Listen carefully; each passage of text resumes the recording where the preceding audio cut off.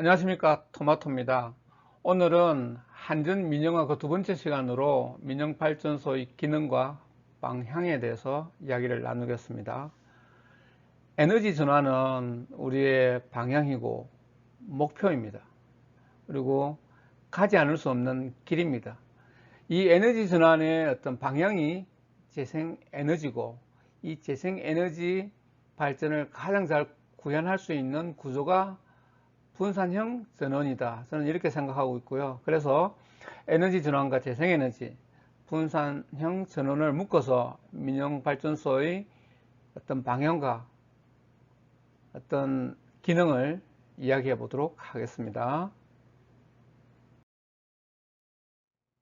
자, 먼저 에너지 전환에 대해서 이야기해 보도록 하겠습니다. 에너지 전환이라고 하면 기존에 우리가 주로 사용하고 있는 화석 연료를 햇빛이나 바람, 바이오와 같은 다른 에너지원으로 대체하는 것을 에너지 전환이라고 이야기할 수 있겠습니다. 그러면 왜 우리가 에너지 전환을 해야 하느냐? 그거는 너무나 쉬우면서도 또 가는 길은 굉장히 어렵습니다. 우리가 경제도 성장해 나가고, 그리고 환경 오염도 줄여 나가면서 더 좋은 환경에서 경제 성장과 그리고 일자리도 창출해낼 수 있는 이런 것들이 가능하다면 우리가 그 길로 가야 하지 않겠습니까? 그래서 그런 전 세계적으로 이런 어떤 에너지 전환과 더불어 경제 성장을 할 수 있는 방향과 그 내용들이 많이 제시되고 또 이야기가 나눠지고 있습니다. 대표적인 게 2050 탄소 중립입니다. 저희 나라도 여기에 동참을 했죠. 그래서 우리가 만약에 2050년까지 탄소 중립을 달성하려면 재생에너지 기준으로 그 비율이 70에서 75% 정도를 차지해야만이 우리가 2050년에 탄소 중립을 달성할 수 있다는 이야기입니다.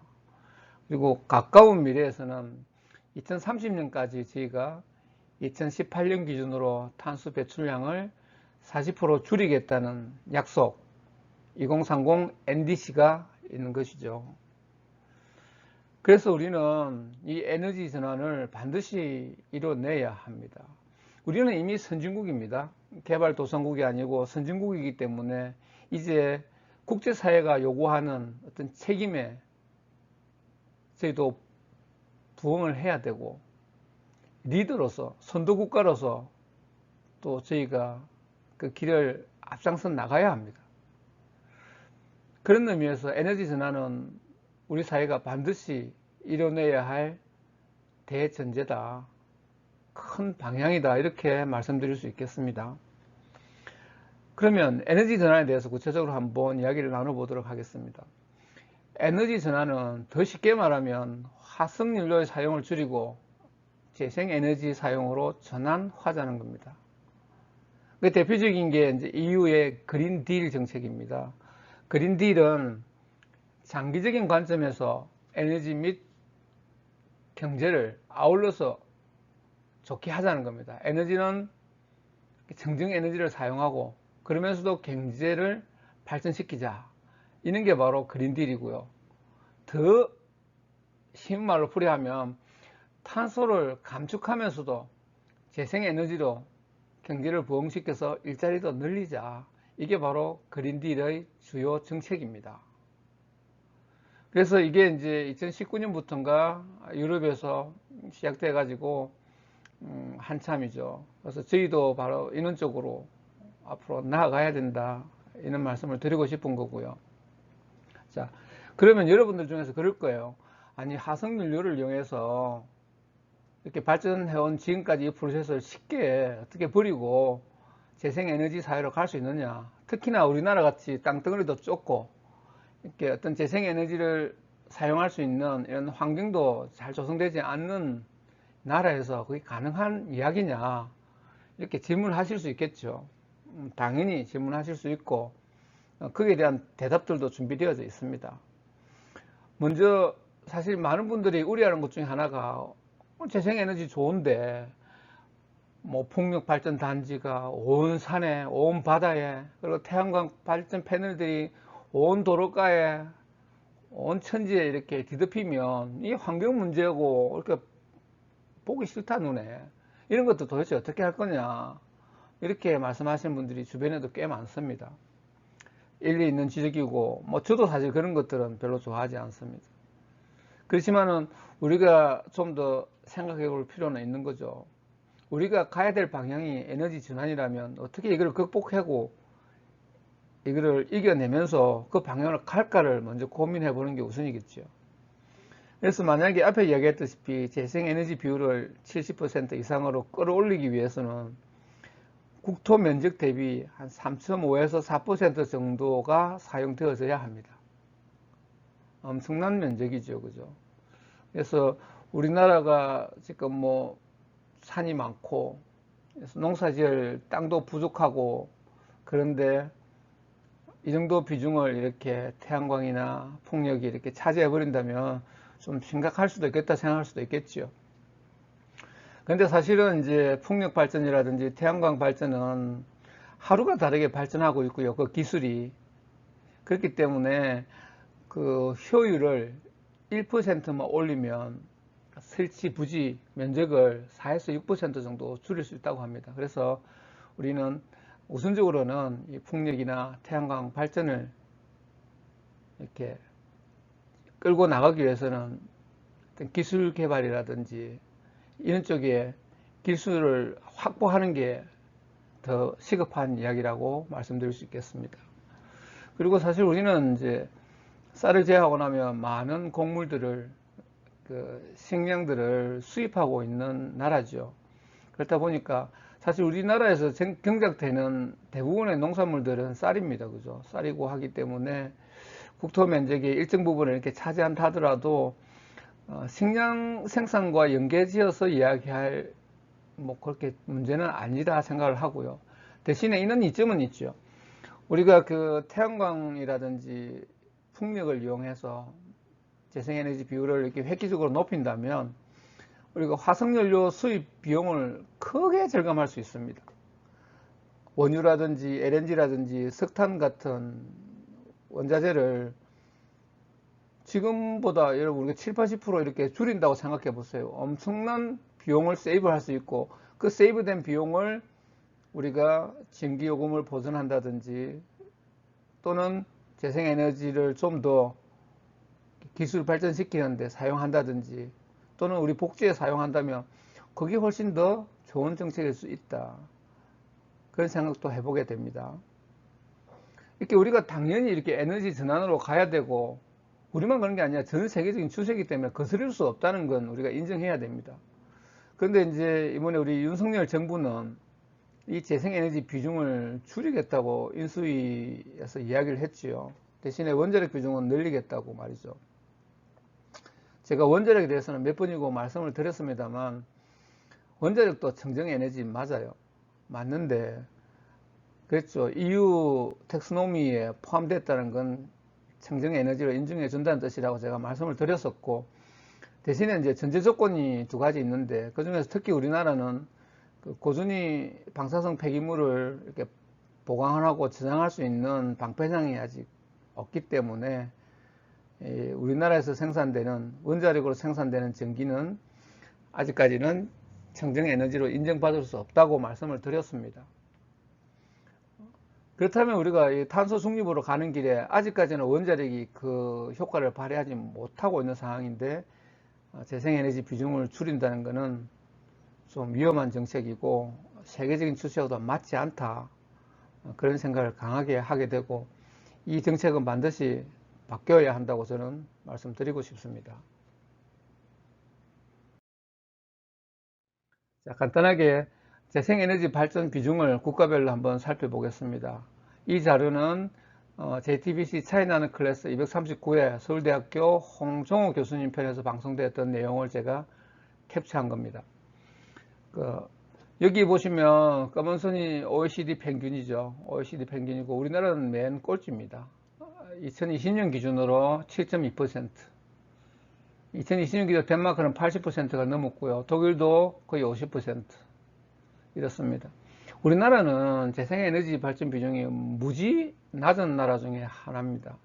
그리고 탄소 배출량은 무지 많은 나라 중에 한 나라입니다. 그렇기 때문에 우리는 재생에너지 쪽으로 빠르게 투자도 하고 그쪽으로 나아가야 합니다. 이거는 숙명과 같은 겁니다. 우리가 세계에서 살아남고 다른 많은 나라들과 선진국들과 무역하고 교류하기 위해서는 반드시 이 방향으로 가야만 합니다. 우리가 안 하면 그만이다 이런 게 아닙니다. 국제사회는 이미 그런 세상이 아니죠. 우리가 그렇게 힘센 나라도 아니고 자원도 없는 나라에서 거역할 명분도 없습니다. 따라야 합니다. 우리는 이미 선진국이기 때문에 선두국가로서 면모도 보여줘야 합니다. 그래서 반드시 우리는 재생에너지 비중을 높이는 쪽으로 국가 정책이라든지 모든 것들이 그렇게 나아가야만 합니다. 자, 그럼 재생에너지에 대해서 짧게 한번 보도록 하겠습니다. 2020년 기준으로 약 7.2%였습니다. 현재는 8% 될란가 모르겠네요. 근데 이 재생에너지라는 게 얻고 싶다고 얻어지고 아무 데서나 얻어지는 게 아닙니다. 여건이 되는 지역에서만 가능합니다. 바람이 좋은 곳에서 풍력 발전을 할 수 있는 거고요. 일조량이 많고 좋은 곳에서 태양광을 발전을 할 수 있는 거죠. 그리고 여러분들도 아시겠지만 이 풍력이라든지 태양광에서 얻어지는 전기는 이런 발전소는 대규모 발전이 아니고 소규모 발전입니다. 그렇기 때문에 이 소규모 발전소에서 생산된 전기를 장거리로 이렇게 송전하거나 이럴 수는 없고요.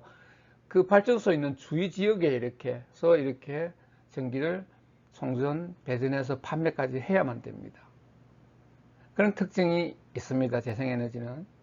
그렇기 때문에 재생에너지만을 위한 어떤 적합한 전력계통의 운영 체계가 필요하게 되는 것입니다. 그리고 재생에너지는 여러분 알다시피 뭐 비가 자주 온다거나 뭐 며칠 연속 비가 와서 이렇게 태양광 발전이 힘들 수도 있고요. 바람이 너무 잠잠해져서 풍력 발전을 할 수 없는 상황이 생길 수도 있습니다. 그래서 이게 재생에너지는 어찌 보면 우리가 지금 원자력이라든지 LNG 발전과 같이 안정적으로 전력 공급이 좀 어렵습니다. 그런 한계선을 가지고 있죠. 밑에 나오지만 에너지 밀도가 낮기 때문에 그렇습니다. 그래서 우리는 이 재생에너지를 이용해서 발전한 전기를 우리가 저장하는 기술이 매우 중요합니다. 그래서 에너지 저장 기술 발전과 그리고 만약을 대비해서 예비 전력을 확보하는 게 매우 중요하게 되는 것이죠. 앞에서도 이야기했다시피 재생에너지는 에너지 밀도가 낮고, 그죠? 뭐 비가 자주 온다거나 바람이 뭐 안 분다거나 이런 변화가 심하죠, 그죠? 그리고 전 국토에 골고루 이렇게 생산하기가 어렵습니다. 당연히 이해되시죠, 그죠? 그래서 이게 아까 말해서 입지 조건이 중요하다고 했잖아요. 그런데 반해서 우리가 전력이 소모되는 건 어딥니까? 여러분, 시골이 아니라 대도시를 중심으로 한 특정 지역이죠. 수도권 같이. 이렇게 특정 지역에서 전기는 집중적으로 소모되고, 그리고 재생에너지는 특정 지역, 여건이 되는 지역에서만 생산이 가능한 이런 어떤 불일치되는 점이 있기 때문에 우리가 재생에너지를 어떻게 도심까지 끌어와서 이렇게 주 전류로 이렇게 전력으로 사용할지는 우리의 숙제 중에 하나를 할 수 있겠습니다.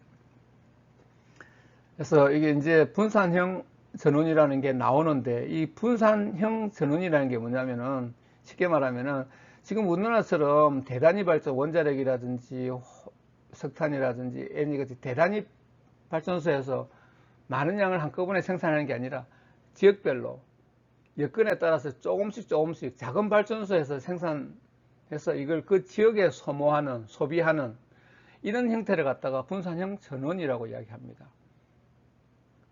그죠? 그렇게 이야기하고요. 그래서 재생에너지는 우리가 다시 한번 말하지만 원자력 발전소나 이런 것처럼 발전기가 대형 발전기가 아니고 조그만 발전기를 쓰기 때문에, 그죠? 그래서 분산형 전원이 어울리고 그렇다는 이야기를 드리는 겁니다. 그래서 우리가 재생에너지로 만약에 전기가 생성됐을 때는 이 전기는 기존에 우리가 화석연료로 발전한 전기와 섞이지 않도록 송전과 배전망을 별도로 사용해야 되고, 그런 송배전망을 통해서 소비자들에게 전달해야 됩니다. 그리고 이제 또 재생에너지를 사용하는 경우에는 그 장거리 송전이 좀 어렵습니다. 왜냐하면 발전량이 작기 때문에 이걸 너무 장거리를 보내면 중간에 전압 강화로 전력 손실이 너무 많이 생겨서 효율이 많이 떨어지게 될 거거든요. 그래서 가급적이면 생산하는 그 지역에서 소비할 수 있는 구조로 만드는 게 좋다.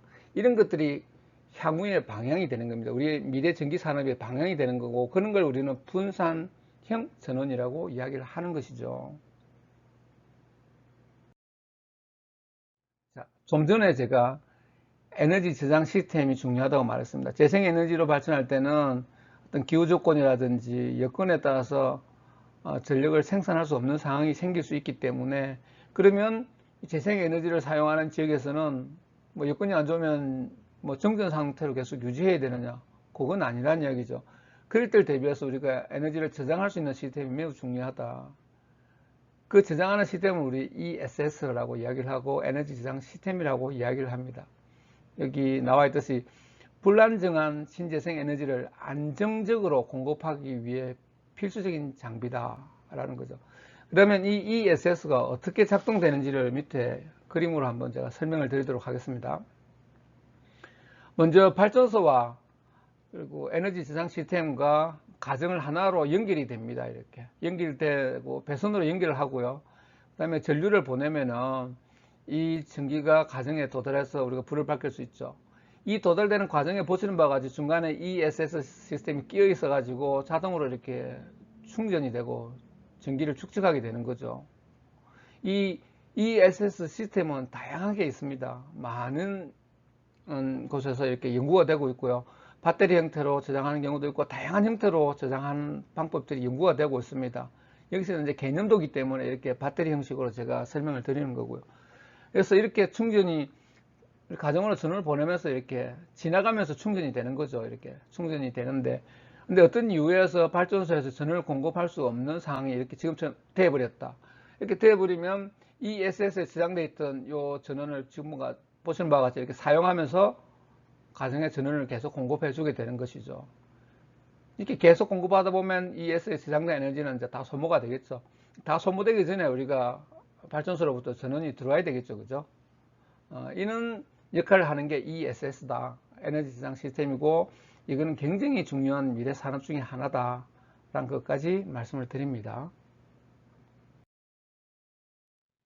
그러면 우리가 발전원별, 발전 단가를 한번 살펴보도록 하겠습니다. 자, 발전원이라고 하면 우리가 뭐 풍력이나 태양광, 석탄, 원자력, 뭐 LNG 다양하게 있는데, 여기서는 풍력과 육상풍력과 태양광, 석탄, 원자력을 비교해 보도록 하겠습니다.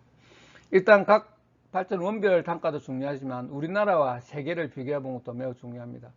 먼저 원자력을 한번 살펴보면, 우리나라는 원자력 발전을 통해서 1kW를 생산하는데 68원이 듭니다. 근데 이제 세계적으로 봤을 때는 88원이 든다는 거죠. 그래서 원자력 분야에 있어서는 우리나라가 굉장히 단가가 좋네요. 그죠? 그래서 굉장히 저렴하게 원자력을 통해서 우리가 더 저렴하게 전기를 생산한다는 걸 알 수가 있고요. 그러면 육상풍력을 한번 볼게요. 자, 육상풍력은 우리나라는 1kW를 생산하는데 144원이 드는 반면 세계적으로는 55원이 들고 있습니다. 이 55원은 여러분 우리나라 원자력 발전 68원보다 더 싸요. 그죠? 알 수 있고요. 그 다음에 석탄을 보면은 우리나라는 1kW 생산하는데 127원이 드는데 세계적으로는 95원이 듭니다.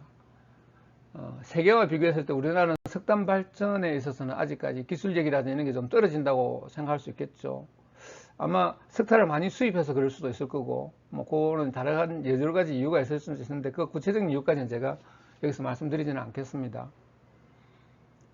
그러니까 석탄이 원자력보다 거의 2배 비싸죠. 그죠? 발전 단가가 2배 비싸다, 우리나라에서는.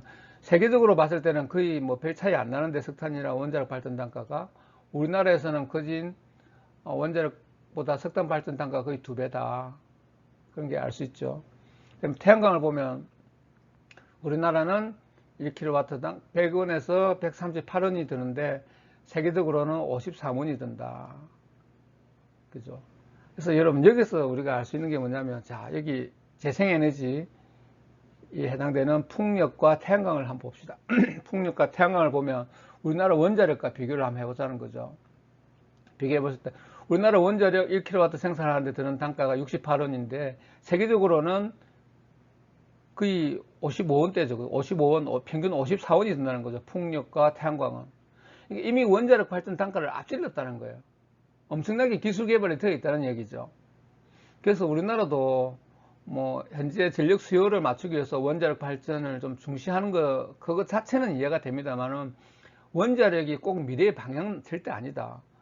다른 세계적으로 가는 방향, 재생에너지 방향으로 가는 것도 절대 나쁘지 않다. 그 길이 오히려 더 바른 길이다. 왜냐하면 이미 원자력 발전 단가보다 풍력이나 태양광 발전 단가가 앞질렀어요. 더 저렴해졌어요.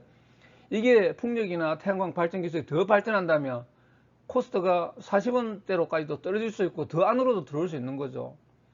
그렇다면 우리가 굳이 원자력 발전을 고집할 필요가 있느냐, 이것도 우리가 이야기해 볼 수 있는 거죠.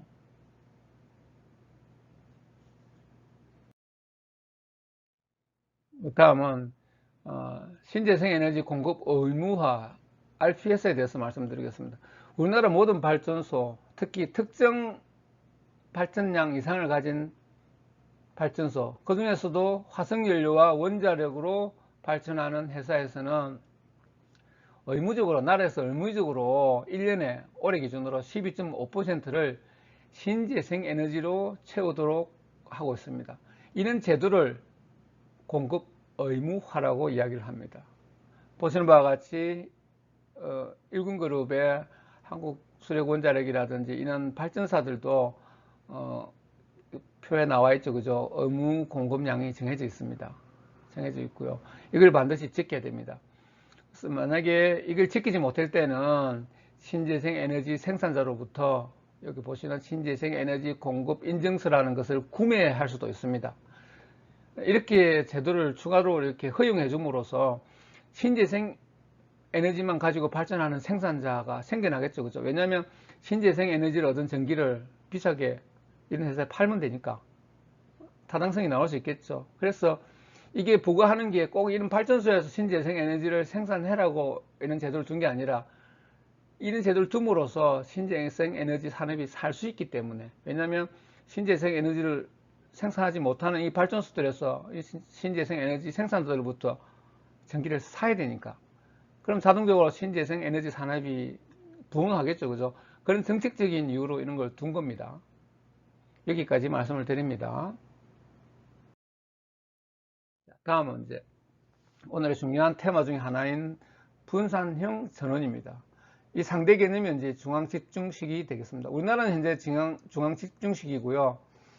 중앙집중식의 내용은 어떤 거냐면, 이게 아까 보시다시피 6개의 그 한전 자회사라든지 그리고 집단 에너지 회사, 많은 집단 에너지 회사들에서 생산한 전기가 전력 거래소로 모이죠. 그죠? 이 전력 거래소에서 우리나라 전기를 전체를 컨트롤합니다. 발전량을 늘리고 줄이고 이런 것들 일련 계획도 세우고 모든 것들을 전력 거래소에서 하게 되는데, 이 전력 거래소에서 전기를 이렇게 통제를 합니다. 이걸 우리는 중앙 집중식이라고 이야기를 할 수 있겠고요. 분산형은 상대적으로 그렇지 않습니다. 분산형은 쉬운 말로 하면은 분산 에너지 시스템이라고 말할 수 있겠고요. 이렇게 중앙에서 관리하는 게 아니라 어떤 지역 단위로, 어떤 하나의 그룹 단위로 이 전력을 관리하는 게 되겠습니다. 그래서 분산형 전원은 어떤 거냐면, 전력 수요 지역 인근에 건설하여서 성전 선로의 건설을 최소화할 수 있는 일정 규모 이하의 발전 설비, 이렇게 정의가 되어 있고요. 전기사업법 제2조 21호에 이렇게 설명되어져 있습니다. 그래서 규모가 작은 발전 설비를 가진 발전소다. 그리고 전력 수요가 필요한 그 인근에 건설한다. 이게 주요 키가 되겠습니다. 그래서 더 쉬운 말로 하면은 마을 단위, 직장 단위, 지역 단위의 어떤 소규모 발전소가 되겠습니다. 그리고 전력망 구축도 그 지역을 위주로 소규모로 이렇게 구성이 되게 되겠습니다. 근데 이제 이 분산형 전력 선원이 좋은 게 뭐냐면 잉여 전력, 이렇게 A라는 발전소에서 생산한 전기가 남을 때 이걸 다른 지역으로 보낼 수 있는 그런 시스템, 그런 걸 갖다 우리가 양방향 또는 다방향 전력망이라고 하는데, 이런 전력망이 구축을 할 수가 있어요. 이렇게 구축해야만 이게 가능합니다. 이는 이 양방향, 다방향 전력망을 우리는 분산형 전력망이라고 하는데, 이 분산형 전력망을 통해서 우리가 이 분산형 전원의 어떤 장점을 극대화시킬 수 있는 겁니다. 어떤 내가 필요한 그 인근에서 발전한 전기를 그 지역에 소모하고 남으면 다른 지역으로 보내서 또 소비될 수 있도록 하는 이 시스템이 되는 거죠. 이게 좋은 점이 뭐냐면 여러분, 대단위로 이렇게 발전하는 경우에는 우리가 여러분 화석연료를 쓸 수밖에 없어요. 원자력이라든지. 그런데 이거는 분산형은 소규모 발전 시설이기 때문에 재생에너지를 이용할 수 있기 때문에 좋다는 거예요. 무슨 말씀인지 이해되시죠? 그죠? 재생에너지를 이용해서 소규모로 발전해서 필요한 지역에 사용하고 남으면 다른 지역에 보내고 이걸 엮어줄 수 있는 망을 구축하고 이런 것들이 다 사업이고, 그렇기 때문에 고용 창출도 많이 일어날 수가 있고 또 깨끗한 에너지도 사용할 수 있고 이런 좋은 점들이 있다는 겁니다. 중앙 집중식보다. 물론 단점도 있어요. 밑에도 나오는데 단점이 어떤 비용 증가라든지 이런 뭐 운영이 좀 복잡하다든지 이런 단점들은 분명히 있습니다. 그렇지만 이런 것들은 충분히 극복해낼 수 있다는 거죠. 어쨌든 분산형 전원은 우리 어떤 정책 방향과도 일치하고 전 세계적인 정책 방향과도 일치합니다. 그리고 돈이 현재 그쪽으로 모여들고 있어요. 자금이 흐르는 방향과도 일치합니다. 그래서 이제 기존의 어떤 작은 발전소를 짓고 또 이렇게 송전, 배전 이런 그 망을 구축하는데 초기 비용들이 많이 들기 때문에 사실 뭐 기본적으로 전기료가 좀 인상된다거나 이런 것들이 있을 수 있어요. 그리고 기존의 중앙집중식에서 이렇게 일괄 공급하는 이런 시스템의 어떤 단조로움, 심플함이 있는 반면에 이 분산형은 여러 발전소에서 다양하게 전기를 생산해서 이걸 서로 나누고 받고 부족한 데 보내고 막 이러잖아요. 이렇기 때문에 운영이 굉장히 복잡합니다. 이런 단점은 있다. 근데 이런 단점을 극복하기 위해서 뒤에 나오겠지만 그 가상발전소 같은 그런 개념들이 나오게 되는 거죠. 그래서 이 가상발전소에 대해서 말씀드리겠고요. 그래서 우리는 분산형 전원이 굉장히 중요한 하나의 대안이고 방향이다. 그리고 이거는 규모가 작기 때문에 우리 앞에서 봤다시피 저번 시간에도 봤는데 그 집단 에너지 회사들과도 잘 맞아요. 집단 에너지 회사들은 다 소규모지 않습니까? 그래서 그 회사들과도 잘 맞기 때문에 굉장히 어떤 앞으로의 방향 중에 하나다. 저는 이렇게 생각하고요. 이렇게 법에 나와 있는 분산형 전원 범위에 대해서 한번 간략하게 보면 발전 용량이 4만 킬로와트 이하인 발전 설비가 되는 거고요. 그래서 그리고 또 하나 발전 설비 용량이 50만 킬로와트 이하인 발전소 중에서도 특히 발전 사업 허가를 받은 집단 에너지 사업자가 포함된다는 겁니다. 그래서 집단 에너지 사업자가 이게 포함되기 때문에 집단 에너지 사업자가 재생 에너지를 이용해서 전기를 생산할 수 있도록 유도하는 게 매우 중요하겠다 이런 생각도 하게 되는 거죠. 그러면 가상발전소 VPP에 대해서 여러분들과 이야기를 해보겠습니다. 이 VPP라는 용어도 앞으로 여러분 많이 듣게 될 겁니다. Virtual Power Plant라는 겁니다. 가상발전소입니다. 말 그대로. 이 가상발전소는 뭐냐면 앞에 우리가 분산형 전원을 많이 이야기했잖아요. 소규모 단위로 발전되었는데 이걸 갖다가 전국적인 망으로 이렇게 엮어야 돼. 지금 현재 우리가 중앙집중식으로 되어 있는 것과 마찬가지로 전원이 지역별로 소규모로 이렇게 발전이 되고 생산이 되는데 전기가 이걸 서로 망으로 다 연결시켜야만이 부족한 데가 없이 다 갈 거 아닙니까 전기가. 그죠? 그러려면 이거를 갖다가 통제할 수 있는 시스템이 필요한데 이 통제 시스템이 바로 가상발전소라는 겁니다. 그럼 그 개념도를 한번 여러분들과 한번 살펴보겠습니다. 자, 개념도는 이렇습니다. 제가 여기에 4개의 어떤 발전소를 나타냈습니다. 4개의 발전소가 뭐 풍력일 수도 있고 태양광일 수도 있고 수력일 수도 있고 막 이렇습니다. 근데 이 4개의 발전소는 각각 특정 지역을 담당하고 있다는 거죠. 보시는 바와 같이 각각 담당하는 지역도 다르고 전기를 공급하는 곳도 다릅니다. 첫 번째 거는 가정에 이렇게 전기를 공급하고, 두 번째는 여기는 공장에도 공급하고 주택에도 공급하고 이렇게 건물에도 공급하죠. 세 번째 경우에는 보면은 주택과 공장에 전기를 공급하고 있고요. 네 번째 발전소에서는 공장과 이렇게 건물에, 이렇게 빌딩들에 이렇게 전기를 공급하고 있네요. 이렇게 이제 자기가 주력으로 공급하는 데가 있고요. 이걸 하나의 섹트라고 보면 됩니다. 이걸 하나의 단위라 보면 됩니다. 여러분, 단위로 봤을 때 이 단위들이 무궁무진하게 생길 수 있다는 겁니다. 이 단위들이 우리나라에 곳곳에 생길 수 있다는 거죠. 자기 지역 특성에 맞게. 우리 지역은 태양이 좋으니까 태양광을 하겠어. 우리 지역은 바람이 좋으니까 풍력을 하겠어. 우리 지역은 큰 댐이 있으니까 댐으로 수력 발전을 하겠어. 뭐 등등 이렇게 아주 지역별로 이렇게 발전원을 다르게 해서 많은 발전소들이, 이렇게 소형 발전소들이 생긴다는 거죠. 이런 것들이 이제 자기 지역에 이렇게 전력을 이렇게 공급을 하죠. 사분같이 공급하는데, 공급하고 나서 남는다. 남으면 그걸 갖다가 아까 우리 ESS 봤죠. 그죠? 이렇게 전기를 저장을 해서 발전을 못할 때를 대비해서 이렇게 저장도 하지만, 그러고도 남는 전기들이 있잖아요. 그 남는 전기들을 버릴 수 없으니까 이것들을 상호 나눠주는 거죠.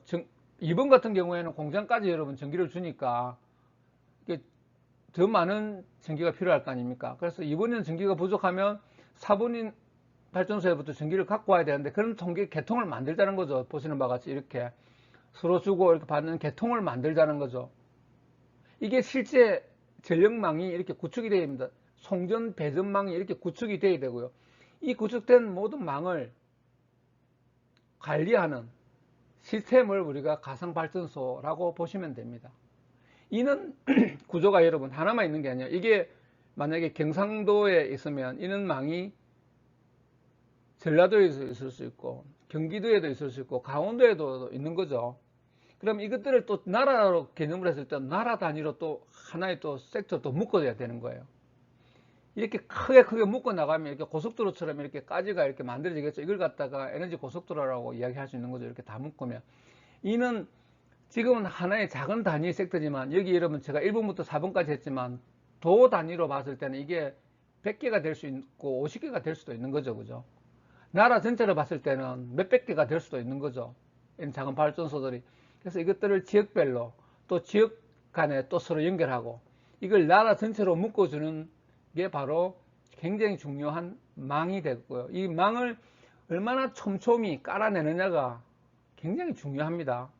송전망, 배전망을 얼마나 촘촘히 깔아내느냐도 매우 중요하고, 이 촘촘히 깔린 망을 중앙에서 컨트롤하고 통제해서 관리하는 걸, 부족한 데 찾아서 남는 곳을 찾아서 서로 이렇게 전기를 주고 또 받아서 쓸 수 있도록 하는 이 시스템을 구축하는 게 바로 가상발전소다. 매우 중요한 기능이죠. 그죠? 이런 것들도 필요하다는 겁니다. 자, 그 다음에 이제 다음에 나오는 게 스마트 그리드라는 겁니다. 앞에 제가 일부 이야기를 다 했습니다. 여러분, 스마트 그리드는 쉽게 말하면 차세대 전력망입니다. 어느 지역이 부족한지, 어느 지역이 정전이 났는지를 자동으로 딱 캐치해서 남는 전력을 그쪽으로 신속하게 보내주는 거예요. 이런 것들을 그 정보통신기술, ICT라든지 이런 것들을 접목해서 하겠다는 게 바로 스마트 그리드입니다. 이렇게 하기 위해서는 중요한 게 뭡니까? 실제로는 송배전망이 깔려야 되는 거죠. 전봇대를 이용하든 철탑을 이용하든 지하 매설을 하든지 이렇게 실제 깔려야 되는 게 바로 분산형 전력망입니다. 이게 구축돼야 되는 거예요. 그래서 스마트 그리드가 되기 위해서는 분산형 전력망이 반드시 깔려야 되는 거죠. 이 두 개는 뗄 수가 없는 겁니다. 앞에 봤던 그 가상발전소랑도 서로 다 이렇게 같은 개념으로 묶여 있다는 겁니다. 여러분. 이해되시죠? 실제 분산형 전력망이 이렇게 다 오른쪽 그림과 같이 이렇게 다 전국망으로 촘촘히 묶여야 되고, 이걸 각 지역별로 컨트롤하는 스마트 그리드, 그리고 이 지역별로 컨트롤되는 걸 전국 단위로 다시 나라 전체 단위로 컨트롤할 수 있고 할 수 있는 이 가상발전소 같은 이런 개념까지 이게 다 하나로 묶여져서 돌아간다. 이런 이야기를 하고 싶은 거죠. 이게 미래형이라는 겁니다. 미래형. 현재는 이렇지 않아요. 현재는 중앙집중식으로 되어 있는데 미래형으로는 반드시 이렇게 가야 된다. 우리가 재생에너지를 주가 되는 어떤 발전 시스템으로 가기 위해서는 반드시 이런 시스템으로 가야 된다는 걸 이야기하고 있는 겁니다. 자, 그렇다면 이제 마지막으로 지금까지 에너지 전환, 재생에너지, 그죠? 그리고 분산형 전원에 대해서 쭉 이야기를 해왔습니다. 그런 이야기 하면서 이제 에너지 저장 기술에 대한 ESS 기술에 대한 것도 말씀을 드렸고, 버추얼 파워 플랜트, 가상 발전소에 대해서도 말씀을 드렸습니다. 그리고 전력망에 대해서도 말씀을 드렸죠. 자, 이런 것들을 왜 쭉 말씀을 드렸느냐, 민영발전소 이야기하면서 제가 앞에 살짝 말씀을 드렸는데, 민영발전소의 대부분이 여러분 집단 에너지 회사죠, 그죠? 그리고 아까 봤다시피 분산형 전원에 우리가 집단 에너지가 포함됐잖아요, 그죠? 그렇기 때문에 이 민영발전소인 집단 에너지 회사가 이 재생 에너지를 이용해서 전력을 만들 수 있는 가장 적합한 회사라는 겁니다. 가장 적합한 규모라는 거죠. 현재로는 이 집단 에너지 회사들이 주로 화석연료를 이용해서 전기를 만들고 열을 만들고 있어요. 물론 집단 에너지 회사들이 전기만 만드는 거 아니죠. 열도 같이 만들죠. 열 병합 발전을 통해서 그렇게 만들죠. 그래서 그 열은 지역 냉난방에 쓰고 전기는 전력 거래소에 보내서 한전을 통해서 이렇게 판매를 하고 있죠. 그렇게 하고 있는데 주로 화석연료를 쓰고 있는데 화석연료를 쓰고 있으면서도 사실 이 집단 에너지 보급률이 우리나라는 그렇게 높지가 않아요. 집단 에너지로 발생된 생산하는 전력이 아직 얼마 안 됩니다. 그리고 특히 산업단지에는 이렇게 대단히 산업단지 쪽에 집단 에너지에서 만든 전기가 산업단지로 들어가는 케이스는 거진 없다고 봐야 됩니다. 우리나라는 현재 이런 상황이기 때문에 오히려 이런 상황이 오히려 저는 더 좋은 상황이라고 저는 보고 있는데, 그 이유가 뭐냐면은, 자, 이미 앞에도 말했다시피 80% 이상의 어떤 집단 에너지 회사, 그러니까 민영발전소가 화석연료를 에너지원으로 사용하고 있다는 거죠. 그럼 이거를 여러분 재생에너지로 전환하려면은 시간도 오래 걸리고 비용도 많이 들 거라 이거죠. 그런데 우리나라는 민영발전소 집단에너지 회사가 그렇게 많지가 않아요. 보급률이 낮다는 거죠. 그렇기 때문에 신규로 새로 들어서는 새로 사업자가 되는 집단에너지 회사는 재생에너지만 가지고 발전할 수 있게끔 법적으로 구속할 수가 있다는 거죠. 물론 그게 될지는 모르겠습니다. 저는 그렇게 구속해야 된다는 생각을 하고 있거든요. 그렇기 때문에 현재 집단 에너지 보급률이 낮은 게 어쩌면 행운이다, 저는 이렇게도 보는 거죠. 어쨌든 민영발전소들은 기존의 화석연료에서 재생에너지로 에너지 전환이 반드시 해야 됩니다. 그러기 위해서는 기술 투자도 과감하게 해야 되고, 정 안 되면은 선진 그 회사들과 합작을 해서라든지 기술 협약을 맺어서라도 이걸 해내야 된다, 이런 생각을 하는 거고요. 그 다음에 그 산업단지의 집단 에너지 보급을 확대해야 됩니다. 물론 재생에너지입니다. 기존 화석연료가 아니고 재생에너지를 사용하는 집단 에너지 회사가 산업단지 내에 많이 들었어야 된다는 이야기죠. 왜냐하면 이거는 아주 중요한 개념인데, 여러분 그거 알잖아요. 탄소 국경 조정 제도. 이것 때문에 이제 탄소세가 등장하는 거잖아요. 특히 EU에서는 철강 회사라든지 석유 화학 회사라든지 시멘트 회사, 또 전기를 만드는 회사 같은데 들에 대해서 이제 이 탄소 국경 조정세를, 탄소세를 매기려고 하는 거죠.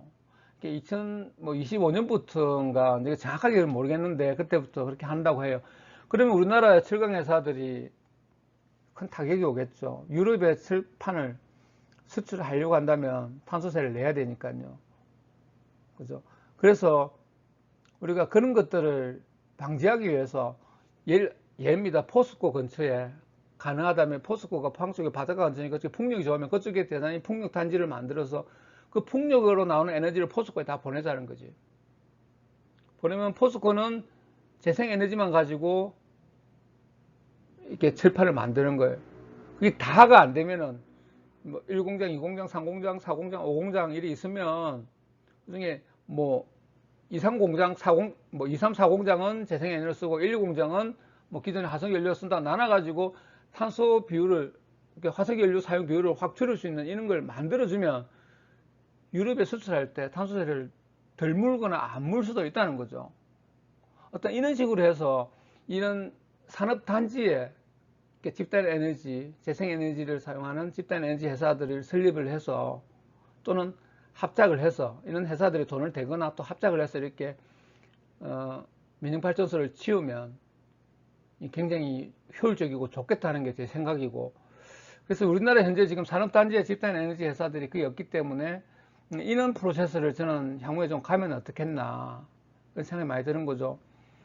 여러분 울산이라든지 여수, 여천 쪽 가면 우리 석유화학 단지에 보면 뭐 에너지 회사들도 있지만 화학 회사들도 굉장히 많죠.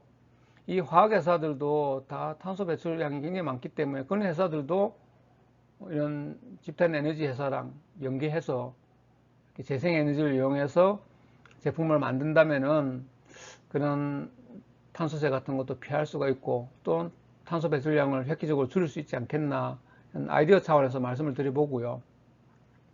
또 하나는 우리가 기존 우리 전기 사업자들에게 앞에 이야기했다시피 신재생 에너지 공급 의무화라는 게 있다고 했잖아요. 그죠? 그래서 올해는 12.5%인가 이렇게 매긴다고 했는데, 근데 이거 비율을 단계적으로 많이 높여가야 된다. 그래서 아니 이 의무 공급량 때문에 도저히 화석연료로서 발전 못하겠다, 못해먹겠다 이런 이야기가 나올 정도로 좀 올려야 된다. 그래야만이 신재생에너지 쪽으로 집단 에너지 회사들이 돌아설 거다. 대신에 그때 드는 어떤 비용들, 전환에 드는 비용이라든지 이런 것들은 정부에서 보조를 해주고 안정화될 때까지 지원은 당연히 해줘야 된다. 너들이 알아서 그렇게 가라고 하면은 못 갑니다. 이런 회사들 규모가 그렇게 크지 않기 때문에 기존의 화석연료를 버리고 신재생에너지로 돌아설 수가 없어요. 그러니까 그렇게 돌아서는 회사는 정부에서 철저하게 지원을 해서 키워줘야 된다는 겁니다. 그런 바탕하에서 이렇게 공급 의무화 비율을 올리면서 그리고 올려가면서 그리고 노후화되면서 자동으로 폐기되는 발전소들은 폐기시키면서 그 회사들은 신재생 에너지로 전환시킬 수 있도록 유도해내는 이런 프로세스가 반드시 필요하다 이런 생각을 가지고요. 또 신규로 그 허가되는 어떤 집단 에너지 회사들, 민영 발전소들은 반드시 재생 에너지를 위주로 할 수 있도록 아니면 최소한 재생 에너지를 뭐 80% 이상 만들어라 뭐 이렇게 강제한다든지 이런 법적인 좀 뭔가 제재가 있어야 되지 않겠나라는 생각도 해보게 됩니다. 그래서 오늘은 여러분들하고 좀 어려운 이야기를 좀 길게 장황하게 제 설명 위주로 했는데 핵심은 그겁니다. 어떤 에너지 전환은 우리가 거부할 수 없는 대세다. 세계적인 흐름이고 방향이다.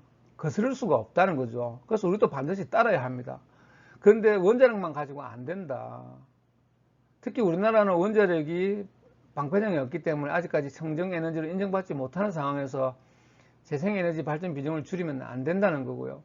그래서 재생에너지 비중을 결국 높여가는 쪽으로 가야 되는데 재생에너지는 여러분이 알다시피 원자력이라든지 석탄과 같이 대단위로 이렇게 전력을 만들어내는 그런 시스템이 아니라 소규모로 만들어내야 되고 그리고 지역의 어떤 여건에 맞아야만이 가능하다. 이런 것들을 고려해 볼 때 소규모 발전소가 적합한데 소규모 발전소가 대표되는 게 바로 분산형 전원이다. 그리고 이 분산형 전원에는 우리가 집단 에너지 회사들도 포함되기 때문에 이 민영 발전소가 다 포함된다는 거죠. 웬만한 회사들이 포함이 된다. 그런 이야기를 하는 거고 그래서 민영 발전소, 집단 에너지 회사들이 이 재생 에너지로 어떤 전기를 만드는데 적극적인 역할을 해야 된다는 이야기를 하고 싶은 거고요. 그래서 현재 80% 이상 화석연료를 에너지원으로 사용하는 이 집단 에너지 회사, 민영 발전소들을 정부가 어떻게든 정책 방향을 어떻게 잘 잡아서 이 공급 의무의 비율도 높여가면서 압력도 가하고 당근도 주고 하면서 재생에너지 쪽으로 유도해내야 된다. 그래서 2050년 그 탄소 중립을 이뤄내는데 민영발전소들이 큰 역할을 할 수 있도록 해야만 된다. 이런 걸 제가 오늘 주장하고 싶은 겁니다, 여러분. 물론 오늘 제가 드렸던 말씀들은 전기요금이라든지 우리 소비자들에게 부담에 대해서는 전혀 제가 언급하지 않았습니다. 물론 이렇게 되면 초기에는 여러분 설비 투자가 들기도 하고 하면서 지역에 따라서는 이렇게 전기요금이 좀 인상될 수도 있습니다. 특히 우리나라의 재생에너지의 많은 부분이 좀 전라도 지역 쪽에서 이렇게 생산될 가능성이 높아요. 그렇다 보니까 상대적으로 수도권이라든지 이쪽에서는 이 재생에너지 사용이 좀 금방 늘기는 쉽지 않은 측면도 분명히 있습니다. 그렇지만 우리가 재생에너지 사회로 가야 된다는 건 거스를 수 없는 숙명이다 라는 걸 꼭 말씀드리고 싶고, 그런 차원에서 일부 전기세 인상은 불가피할 수 있다. 그렇지만 여러분 앞에서 봤잖아요. 우리가 원자력 발전을 통해서 1kW 얻을 비용보다 풍력이나 태양광을 이용해서 얻는 게 이미 세계적으로는 더 싸진 상황입니다. 우리나라도 이쪽에 기술 투자를 꾸준히 하고 정책이 뒷받침해 나간다면은 우리도 원자력 발전보다 훨씬 낮은 단가로 재생에너지를 이용해서 전기를 만들 수 있다는 겁니다. 그렇기 때문에 지금 하루하루 미룰 단계가 아니라 하루라도 빨리 이 시장에서 더 강하게 밀고 나가야 된다. 이미 선진국에서는 일본, 중국, 유럽, 미국 모든 선진국들이 이 방향으로 밀고 나가는데 우리나라만 뒤처지면 절대 안 된다는 얘기입니다. 전기요금 일부 인상의 문제도 있지만 기술이라든지 향후 이게 우리 전 세계 향후 먹거리가 될 수도 있고, 여기에 뒤처지면 우리가 또 산업 측면에서 많이 뒤처질 수 있기 때문에 한 이야기입니다. 반드시 이 길로 가야 된다. 그런 말씀을 꼭 드리고 싶고, 그래서 이게 안정화되면은 전기요금은 더 싸질 거다. 왜냐하면 발전 단가가 싸지기 때문에 싸질 수밖에 없어요, 향후로는. 그래서 그 초기에 우리가 앞에 봤다시피 그 가상 발전소도 만들고 이렇게 공급망을 촘촘하게 구성하기 위해서 드는 비용들 때문에 일부 비용이 좀 증가, 전기요금 같은 게 오를 수는 있지만, 그리고 이걸 이제 민영화 개념하고 또 지금 설명한 건 다른 겁니다. 요금을 민영화하지 않으면 돼요. 정부에서 기본 쿼터를 정하고 그 내에서 전기요금을 받게 하고, 부족한 건 정부에서 지원해주고, 이런 식으로 전기요금을 민영화 안 하면 되는 거지. 이런 발전소들은 얼마든지 민영화해도 된다는 얘기입니다, 여러분. 오늘 제가 드렸던 이야기는 전기요금의 민영화와는 관계없이 우리 전기 공급하는 주체자들, 발전소들은 얼마든지 민영화된 발전소들이 들어서도 된다. 그 방향으로 가야만 한다는 오히려 당위성을 제가 말씀을 드렸던 겁니다. 좀 복잡하고 일정 부분 좀 두서없게 들렸을 수도 있는데 저는 여러분들에게 중요한 핵심들을 많이 짚었다고 생각합니다. 그래서 또 다음 시간에는 이 한전의 민영화 세 번째 편으로서 더 재미난 이야기로, 오늘같이 좀 기술적인 이야기 말고요, 우리 생활에 좀 더 밀접한 이야기로서 여러분들과 이야기를 나눠보도록 하겠습니다. 긴 시간 시청해 주셔서 감사합니다. 구독도 부탁드리겠습니다. 고맙습니다.